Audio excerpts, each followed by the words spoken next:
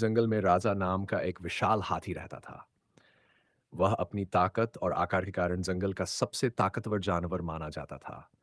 लेकिन राजा को अपनी ताकत पर बहुत घमंड था और वह अक्सर कमजोर जानवरों को डराता और परेशान करता था। वह सोचता था कि उसके सामने कोई भी कुछ नहीं कर सकता।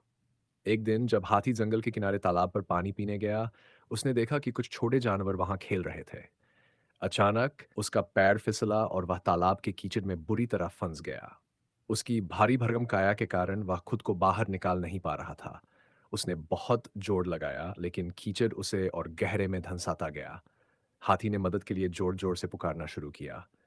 कोई है? मेरी मदद करो, मैं फंस गया हूं।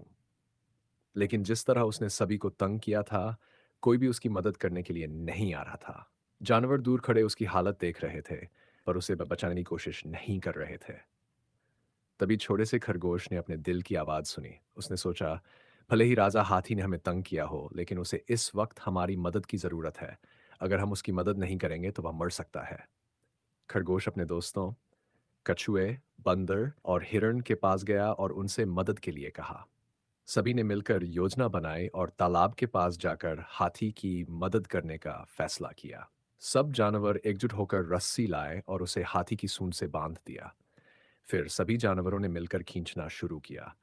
हाथी ने भी पूरी ताकत से कोशिश की और आखिरकार वह धीरे धीरे कीचड़ से बाहर निकलने लगा। जब वह बाहर आया तो उसकी आंखों में आंसू थे। वह टूटे हुए दिल के साथ बोला, मैंने तुम सबको हमेशा तंग किया, लेकिन तुमने फिर भी मेरी जान बचाई। मैं समझ गया हूं कि सच्ची ताकत किसी को तंग करने में नहीं, बल्कि एक दूसरे की मदद करने में है।